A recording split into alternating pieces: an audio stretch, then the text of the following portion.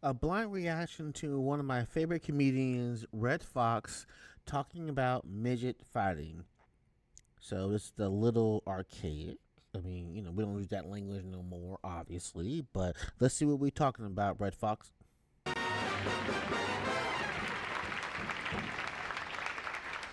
you very much. Thank you if you applauded. If you didn't applaud, I hope your home burns down. If I knew where it was, it would. I didn't applaud. Damn, I guess I should call the fire department, huh? Hi, I'm only kidding, though, seriously. I want you to know that tonight my subjects will vary. You watch. You think I'm lying. To begin with, we'll mention Stephen Foster, who wrote many beautiful tunes. Oh, I don't remember them because that kind of music don't thrill me. I like James Brown, B.B. King.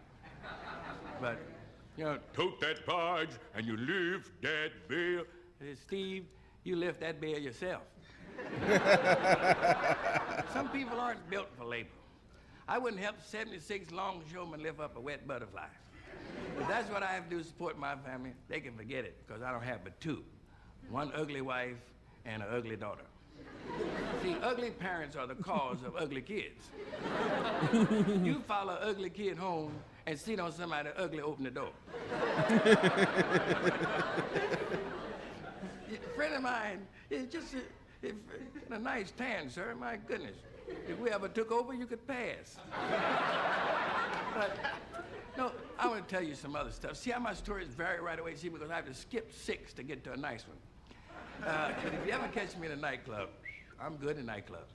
I swear to President... Oh. I watch that noise behind me. You have to be careful. You don't know who belongs to what group. But anyway, this guy came home one night. He thought his wife, he was suspicious.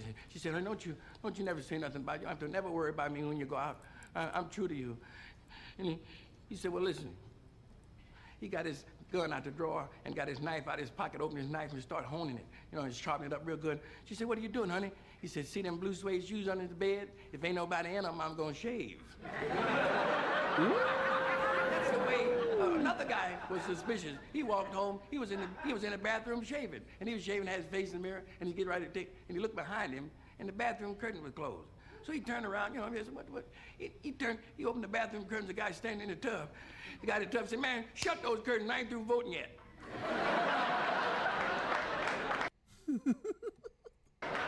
See, you must have had... It took me a minute. Hurry up and get it over with, because you're slowing me down. You probably won't get a chance to see me no more. Maybe my brother will be back in New York. There's 3 of us, Ed, Red, and Ned. Triplets, born 45 minutes apart. Triplets. I'm one of triplets. My dad came to the hospital. He saw my mother, and he saw the kids laying there in the crib. 3 of us. He looked at my mother and said, Mary, you pick out the one you want, because I'm going to drown them other 2.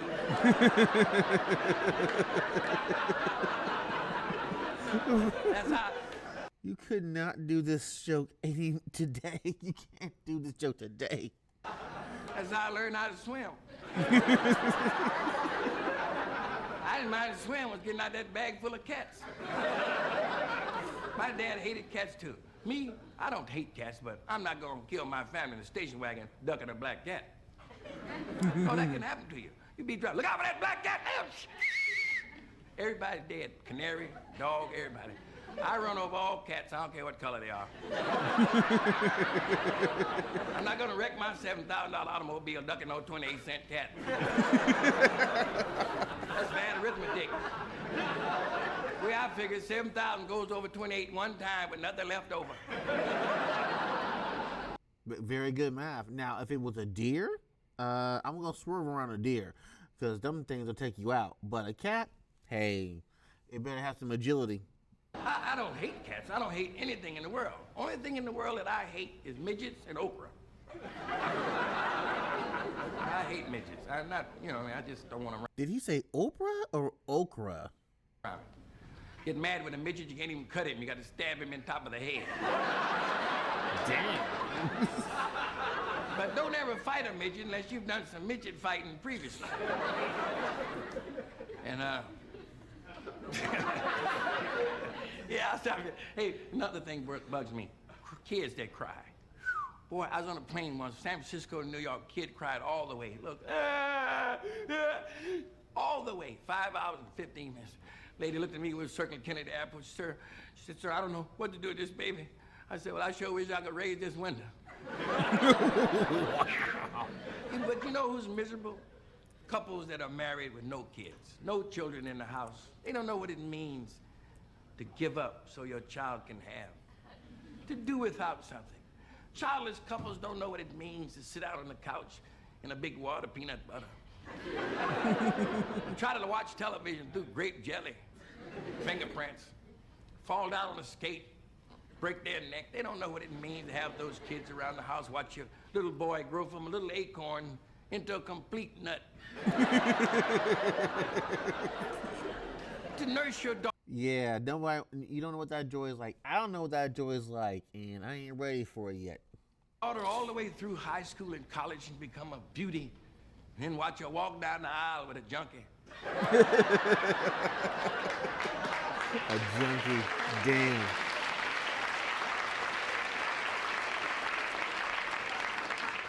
I was telling my daughter, I have a daughter 19. You hear a horn? Oh, I always watch everything. And you never can be careful. I never belong to any group because I don't march. I'll catch a cab and meet them, but I ain't never marched. But you know, if people found more love and more understanding and more trying to, you know, don't put people down. It was a scene at the cemetery. It was a Chinese fella putting food on the grave of his friend. Food, you know, a lot of rice and those things that you fry, and then shrimps and stuff. And the white fella was putting flowers on the grave. He looked over, Chinese fella said, when you expect your friend to come up and eat that food? Chinese fella said, about the same time your friend come up and smell them flowers.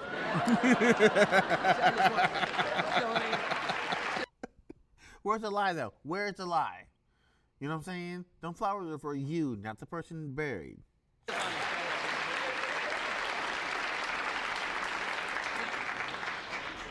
Hey, let me tell you a nice story. This is good. The guy, his wife went to one of those spiritualists, and the spiritualist connected him with his wife who had passed, with her husband.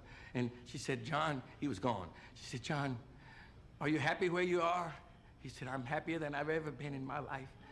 She said, you're happier than you were on earth? He said, oh, so much happier than I was on earth. She said, are you happier than you were with me? He said, oh, yes, darling, I'm just happy. She said, well, how is heaven? He said, I'm not in heaven. Hey, thanks a lot for listening. Here's what I want to say to you before I go. Everybody, find some love for each other, will you? Because nuclear war could only bring two places together, this world and the next. Thank you very much.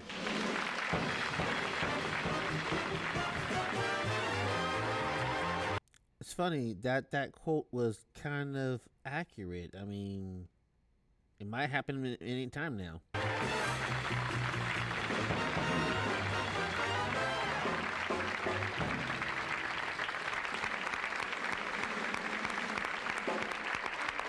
We'll be back after station identification or something of that effect. Station break. Oh, wait a minute. Hold everything, Red, because now a word from the bowl cleaner with more active cleaning ingredient than the other leading brand, Santa Flesh. Yes, sir, folks. I don't get to see the Santa Flesh interview? Okay. Red, I don't know exactly the details of your history. You worked for years and years before you ever appeared on television, and then television came along, and you still didn't appear on it for a long time. Then you finally did. What actually happened that put you on TV? Hugh Downs, I think, was directly responsible. Hugh Downs and Bobby Schiffman owns the Apollo Theater. Yeah. Along with his dad. I came to New York. I actually started in San Francisco during the 64, I think, Republican thing in San Francisco. Mm-hmm. Well, Hugh Downs came to the club I was working in, and he thought I was funny. He said if I ever came to New York to get in touch with him, because he'd like to interview me, because he thought the public would like to see a guy who had sold 5 million albums and no one had ever seen. So, and that's quite a bit of sales. That is a lot of albums. I've heard several of them, and it's a miracle that you're able to select lines from them to do on television. Yeah, that's why I had the sheet there, because I hated to mess up, you know. And it's not easy to duck 25 good stories to jump to a nice television story. No, right. And, but anyway, when I got to New York, I went to Apollo Theater, and Bobby Schiffman said, I know Hugh Downs. I told him the story. So he called Hugh and let him know I was in town. And the next morning, I was on the Today Show. That's how it all started. That broke the considerable ice. Right. Well, no one could believe that I could go on television after hearing my albums, without saying something, in relationship to how the album is put together. Yeah. But I don't think that way, actually, but it was a successful venture. It's better than breaking it. When you are versatile like he is, you can say anything you want and still be funny. In folks' homes, so I say, hey, look here, I don't have to break in homes no more. I mean, I don't have to break in homes. So, The band seems to be relieved about that.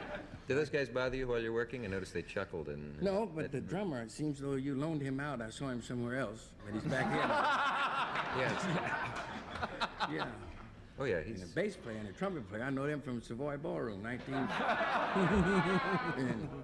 yeah, they're brothers, one of them. I don't know whether to go into that any deeper or not. It doesn't matter, because I'm not going to say anything that offends anyone, racial stuff. Oh, I see. No. Do you find that certain Negro comics don't amuse you as much as others for that reason? I don't know any Negro comics. Did I mean black comics? Black sounds better to me. You had not an that I'm conscious, and I don't... You had an inkling of what I don't meant belong there. to a group that bearded for a picture I'm working in. Oh, I see. And when I'm clean-shaven, I just think money. I'm a black capitalist, I guess you'd call me, because I like $1,000 bills, but I like to try to help people that are down. Like a guy with 7 toes, I'd help him. Well, that's a very pretty sentiment, I must say. No, it's a good story, though. So if you went to the beach and saw a guy with 7 toes on each foot, how would you feel, You'd have to have a certain amount of inside good feeling for... You wouldn't laugh right in their face. Sort of turn to These days, somebody might. the side and chuckle.